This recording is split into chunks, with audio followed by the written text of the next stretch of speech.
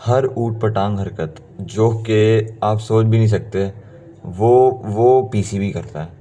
मतलब it has become a joke जो कि पीसीबी कर रहा होता है हर टूर्नामेंट के बाद।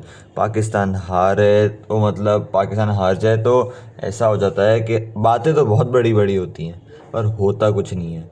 और इस दफ़ा अगर कुछ हो रहा है तो मतलब वो बनता नहीं है होना। क्या मतलब हमने ख़बर सुनी है एएनआई की तरफ से, जो कि काफ़ी लोगों ने उसकी तस्दीक भी की है कि पाकिस्तान प्लेयर्स को 50-50 लाख रुपए का फ़ाइन हो रहा है। क्यों हो रहा है? क्योंकि उन्होंने वर्ल्ड कप में अच्छी परफॉर्मेंसेस नहीं दी। चलो पहला तो इसको क्रिटिसाइज़ करने से पहले एक सवाल है, क्या सजदा फ़रहान को भी होगा? क्या उस्मान तारिक को भी होगा? क्या सलमान मिर्ज़ा को भी होगा? क्या एक आध और परफॉर्मर फ़खर जमान को भी होगा? ये तो बड़ा सर क्वेश्चन मार्क है। और जिन्होंने खेला भी नहीं शायद एक मैच भी नहीं शायद खेला, वो भी वो भी रगड़ में आएंगे। मतलब ये काफ़ी अच्छा सवाल है, क्योंकि यार ऐसी फजूल हरकतें कर रहे हैं तो सभी रगड़ने में आने चाहिए। मतलब काफ़ी काफ़ी ये एक फजूल सी हरकत है। मतलब आपके दुनिया में टीम हारती नहीं है। ऑस्ट्रेलिया ने ग्रुप स्टेज में एग्जिट किया, मैं मानता हूँ कि वो टूर्नामेंट्स जीतते हुए आ रहे हैं, पर 3-4 टूर्नामेंट्स उनके भी अच्छे नहीं जा रहे। मतलब आई रिमेंबर कि 2024 के अंदर वो क्वालिफाई नहीं किए थे for the semifinals. 5 champions trophy में उन्होंने कोई ख़ास अच्छा नहीं खेला था। 26 वर्ल्ड कप में भी उन्होंने अच्छा नहीं खेला। तो मतलब क्या ऑस्ट्रेलियन बोर्ड भी उनके ऊपर फाइन्स लगाना शुरू कर देगा? ऐसा तो नहीं होगा। मतलब ऐसा मैं बोलना नहीं चाह रहा, लेकिन अफ़गानिस्तान बोर्ड भी यही सब कुछ हरकतें करना, वो तो बोर्ड ही नहीं है खैर। लेकिन जो भी है, मतलब this is not the way to go. मतलब आप आओ आप, मतलब you should be start you just start to rebuild ना। मतलब आप थोड़े नए प्लेयर्स लेकर आओ। वो आप हमेशा ही चूरन बेचते हो, आखिरी एक महीने में शादाब खान ही आते हैं। शादाब खान टीम में आएंगे, बाबर आजम टीम में आएंगे, शाहीन आफरीदी टीम में आएंगे, एक आध मैच में ऐसी ज़बरदस्त परफॉर्मेंसेस करेंगे, मैन ऑफ द मैच ले जाएंगे। शादाब खान का तो पक्का है ना, वो तो आप उनको नमीबिया, आयरलैंड, नीदरलैंड और भी एक आध टीम होगी उनसे खिला दो। इंशाल्लाह शादाब खान को हिलने नहीं देगा। बैटिंग में तो छक्के मारेगा ही मारेगा, बॉलिंग में भी नहीं हिलने देना उसने। क्योंकि छोटी टीम तो फेवरेट है भाई की। जैसी कोई बड़ी टीम इंग्लैंड विंग्लैंड आ जाए तो बॉलिंग नहीं करनी है हमने। या तो एक ओवर करेंगे, साइड में हो जाएंगे। उसके बाद हम पाकिस्तान के सबसे अच्छे फील्डर हैं तो, और हम सबसे अच्छे फील्डर के टैग के पीछे छुपते हैं और सबसे अच्छी फील्डिंग करते नहीं हैं। लेकिन हम मतलब ये कोई ढकी छुपी बात तो नहीं है कि शादाब खान पाकिस्तान की सबसे अच्छे फील्डर हुआ करते थे। अब वो करीब भी नहीं है किसी के। मतलब आप अभी किसको कहा जाता है कि पाकिस्तान का सबसे अच्छा फील्डर है? मेरे ख्याल से इरफान खान न्याजी को कहा जाता है कि मतलब ही इज़ अ गन फील्डर, मतलब ही रन्स अराउंड द फील्ड। मतलब चलो आप पाकिस्तान से छोड़ो, आप इंडिया के अंदर डीप के अंदर सबसे अच्छी फील्डिंग कौन करता है? रिंकू सिंह। मतलब क्या शादाब खान उस तरह की फील्डिंग के करीब भी है? मैं ये नहीं बोल रहा कि उनसे अच्छा है, मैं उसके बोल रहा हूँ कि अभी फ़िलहाल ऑन इस करंट फॉर्म, ऑन इस करंट फिटनेस का तो मैं इतना कोई कमेंट नहीं करूँगा, लेकिन previously he was lean enough कि मतलब वो डाइव कर सकता था और his body was just like an athlete. अब वो नहीं दिखता है एथलीट। मतलब he would just slide around in the previous years. मतलब वो कर लेता था वो सारी चीज़ें।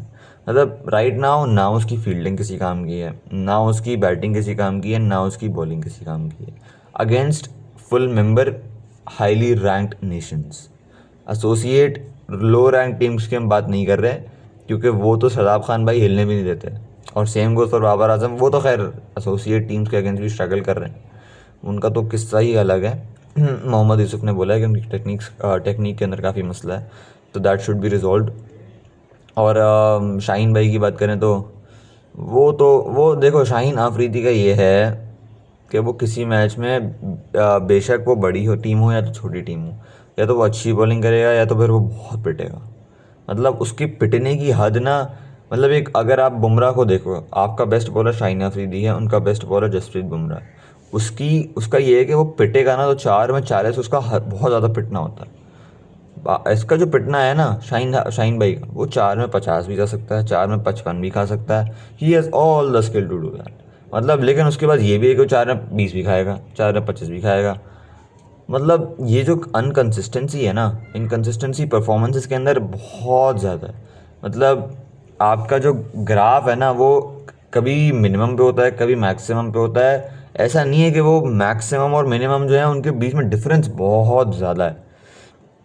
तो आप इस तरह की परफॉर्मेंसेस के ऊपर ज़्यादा मतलब आप ज़्यादा रिलाई भी नहीं कर सकते। मतलब आपको भरोसा होगा कि शाहीन अफरीदी चलो इस मैच के अंदर अच्छी बॉलिंग करेगा, you don't have an idea. मतलब हमें इंग्लैंड वाले मैच के अंदर मुझे तो यकीन भी नहीं आ रहा था कि ये शाहीन अफरीदी ने 4 विकेटें ली हैं और इस इकॉनमी के साथ बॉलिंग की है, क्योंकि वो अब आदत नहीं है कि हमें तो यकीन भी नहीं होता। मतलब एक तो सरप्राइजिंग बात होती है कि उसने आज अच्छी बॉलिंग कर दी, सरप्राइजिंग ना भी हो तो मतलब हमें कोई अश्योरिटी नहीं होती कि उसने अच्छी बॉलिंग करनी, क्योंकि वो एक बहुत अच्छा बॉलर है, ऐसा ऐसी कोई बात नहीं है। बैक टू द टॉपिक कि यार फ़ाइन होना चाहिए था कि नहीं होना चाहिए था, मेरे ख्याल से ये काफ़ी हार्श डिसीजन है। मतलब fining them 50 lakh rupees, I don't think that would make a difference. मुझे एक बात बताओ, सबसे ज़्यादा गंदी परफॉर्मेंसेस किसने की हैं? बाबर आजम ने, शाहीन अफरीदी ने और शताब खान ने। These three were the culprits. और सलमान आगा ने भी की हैं, काफ़ी बुरी परफॉर्मेंसेस की हैं। But would this impact there income और मतलब एनी वेल्थ? कुछ इम्पैक्ट तो ज़्यादा देगा 50 लाख रुपए उनके लिए। हम नॉर्मल पर्सन के लिए जाहिर है वो करेगा ही, 50 लाख रुपए बहुत बड़ी रकम होती है। बट उनके लिए क्या ये एक बहुत ज़्यादा शॉर्ट एस्केप रूट नहीं मिल रहा उनको कि सिर्फ 50 लाख रुपए दो और फारिग हो जाओ? ऐसा ही लग रहा है, क्योंकि आपको तो आना चाहिए था, वापस आना चाहिए था और पहली फुर्सत में एक दो लोगों से रिटायरमेंट ले लेनी चाहिए थी इन T20s। मतलब ये होता ना तो समझ आता, क्योंकि हमें ही पता है इतने बाबर आजम की T20 इज़ ओवर एंड मतलब he has nothing to offer in T20s right now. So you can't just fine them 50 lakh rupees and ignore the fact that their time is over. अब वैसे भी अभी 50 लाख रुपए आ गए हैं, अब मंजन बेचा जाएगा वनडे टीम का। वनडे टीम के अंदर हम भरेंगे young players, young players, young players. हालांकि करने नहीं चाहिए, you should be just building your core team, जो कि वर्ल्ड कप जिसने खेलना है 7 8 9 महीने बाद, 9 महीने बाद आई सपोज, या तो 12, मतलब आई डोंट रिमेंबर के, मतलब अंडर अ ईयर आपका वर्ल्ड कप है। नमीबिया, साउथ अफ्रीका और जिम्बाब्वे, आई सपोज जिम्बाब्वे भी है शायद, तो वहाँ पे भी आपका वर्ल्ड कप है। तो मतलब आपको इतना तो टाइम नहीं है आपके पास, कुछ बहुत ज़्यादा वनडेज़ नहीं है खेलने के लिए, और वनडेज़ को स्केजूल करना भी थोड़ा मुश्किल होता है।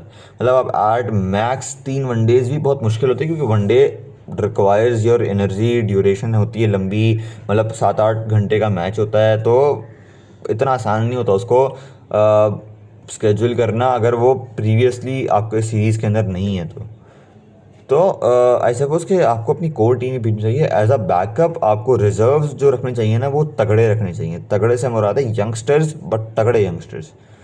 मतलब आप मेरे ख्याल से in one day international Sufiyan Muqeem should be in the reserves, not in the playing 11। मेरा ख्याल से Faisal Akram is a better option in terms of one day cricket. T20 cricket के अंदर there is no doubt Sufiyan Muqeem is better than Faisal Akram, but in one day cricket I think Faisal Akram is a step ahead of Sufiyan Muqeem. क्यों? क्योंकि उसके पास एक flight है, उसके पास वो जगह है। सुफियान मुकीम के पास इतना इतना पक्का नहीं है वो अपनी लेंथ के ऊपर, थोड़ा सा विविड हो जाता है वो, लेकिन फैसल अकरम स्टिक्स टू हिज लेंथ। और हमने ये अगेंस्ट आई थिंक श्रीलंका के अगेंस्ट भी देखा था, उसने ज़बरदस्त बॉलिंग की थी। और आपके मेरे ख्याल से अबरार और ये दो स्पिनर्स आई सपोज कि काफ़ी हैं अगर आप साउथ अफ्रीका के अंदर खेल रहे हो, जिम्बाब्वे के अंदर आपको शायद 2 स्पिनर्स चाहिए होंगे, 2 या 3 स्पिनर्स चाहिए होंगे। तो दो आपके फ्रंट लाइन स्पिनर्स होंगे, अबरार और फैसल अकरम। तो आई थिंक कि ये स्पिनर्स जो हैं that would be more than enough. तो आपको ये कोर टीम्स भेजनी चाहिए। आप ये मंजर नहीं बेचना चाहिए कि यार हम यंगस्टर्स बना रहे हैं फलाना ढिमकाना। That does not matter any more right now at least. मतलब आप अभी T20s का ना कोई काम है, ना कोई लेना देना है। आप सबसे पहले तो रेजिग्नेशन लो, क्योंकि हमें ही पता है ना आपके ऊपर हमें ज़रा बराबर ही भरोसा नहीं है। इन्होंने वापस आ जाना है, इन्होंने ये 2028 तक भी ये खेल जाएंगे ये, और इन्होंने वहाँ पे भी आके हगना है। और फिर ये ना सॉरी सॉरी करेंगे, आउट ऑफ फॉर्म हो जाएंगे ये। आउट ऑफ फॉर्म तो ये हर ICC टूर्नामेंट में आउट ऑफ फॉर्म रहते हैं। इनकी फॉर्म आती है बायलैटरल के अंदर और PSL के अंदर। वहाँ पे ये रख रख के छक्के देंगे, विकटें लेंगे और आंखें दिखाएंगे स्पिन से आउट करके अपनी। हालांकि बस छोटी टीमों के अगेंस्ट PSL में भी खैर तो उनको मार पड़ती है बहुत ज़्यादा। लेकिन वहाँ पे ये थोड़ा सा अच्छी परफॉर्मेंस कर देते हैं कंपैरेटिवली। लेकिन भाई इंटरनेशनल क्रिकेट में स्पेशली आईसीसी टूर्नामेंट्स के अंदर नहीं, कोई चांस नहीं है सपोज इनका। ये अगर आपने इनसे रिटायरमेंट ना ली अभी, तो ये 2028 में आप इन्हीं को वापस लेकर आ रहे होगे, और हमें भी कोई उम्मीद नहीं होगी, क्योंकि नए नए चेहरे हमें देखने को मिलेंगे। हमें भी पता होगा कि यार अभी तो जितने भी मौके दे दो, आना उन्होंने ही है वापस। तो ये कोई हल नहीं है कि आप सिर्फ इनके ऊपर 50-50 लाख रुपए का फ़ाइन करो और बस जाने दो। 50 लाख रुपए से आई सपोज़ इनका वो नहीं, तो समंदर में, समंदर से बूंद निकालने वाली बात है इनके लिए 50 लाख रुपए। The amount they earn, it's just nothing for them.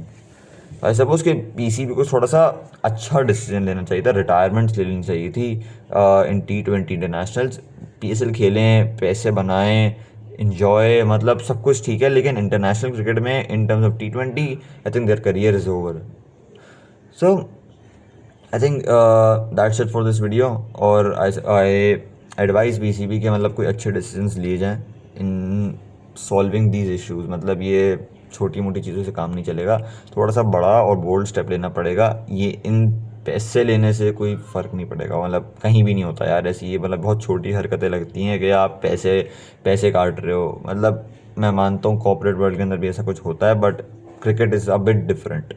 मतलब इससे लोगों के इमोशंस भी काफ़ी ज़्यादा अटैच होते हैं। मतलब लोगों को यकीन नहीं आ रहा था, एक तो ना पैसे बड़े अटैच नहीं है लोगों के साथ। मतलब लोग सोचते नहीं है कि यार इनको पैसे भी मिलते होंगे, फलाना ही मिलते होंगे, just let it be that way. लेकिन या मतलब at the end of the day it's in the hands of PCB के वो जो भी डिसीजन ले। तो thank you for watching this video. इंशाल्लाह हम अगली वीडियो में मिलेंगे। और आई थिंक कि tomorrow is a world cup match, is a world cup semifinal match, और इंशाल्लाह मेरी कल वीडियो का मैच का प्रीव्यू भी आएगा इंशाल्लाह सुबह, and I will meet you in that video. Thank you for watching, like share and subscribe. अल्लाह हाफिज़।